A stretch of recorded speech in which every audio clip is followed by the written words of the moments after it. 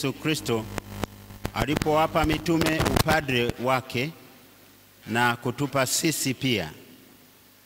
Je, mwataka kuweka tena ahadi mlizotoa zamani mbele ya askofu wenu na mbele ya waamini? Je, mwataka kuunganika zaidi na Bwana Yesu na kufanana naye kwa kujikana wenyewe na kuzithibitisha ahadi za majukumu yenu matakatifu ambayo mkisukumwa na upendo wa Kristo mliyapokea kwa furaha kwa ajili ya kanisa lake siku mlipopewa upadre? Je, mwataka kuwa wagawaji waaminifu wa mafumbo ya Mungu kwa njia ya Ekaristi takatifu na maadhimisho mengine ya kiliturujia na kutekeleza kwa uaminifu jukumu la kufundisha mkimfuata Kristo aliye kiongozi na mchungaji, sio kwa tamaa ya mali, bali mkisukumwa tu na juhudi ya kutaka kuwaokoa watu?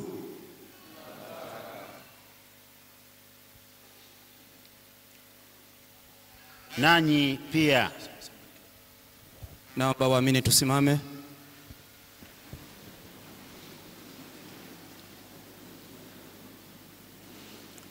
Nanyi pia, wanangu waamini wapendwa sana, waombeeni mapadre wenu ili Bwana awashushie wingi wa neema yake, wapate kuwa watumishi waaminifu wa Kristo kuhani mkuu, wawafikishieni kwake yeye aliye asili ya wokovu. Kristo utusikie. Waamini tujibu: Kristo utusikie, Kristo utusikilize.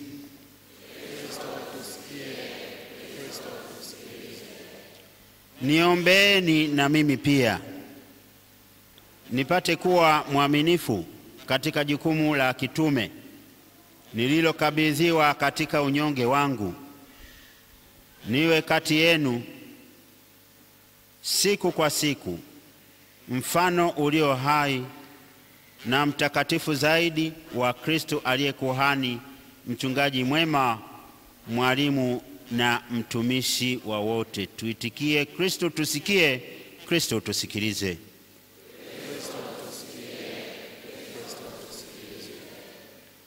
Bwana na atulinde sote katika upendo wake, naye mwenyewe atufikishe sote wachungaji pamoja na kondoo kwenye uzima wa milele.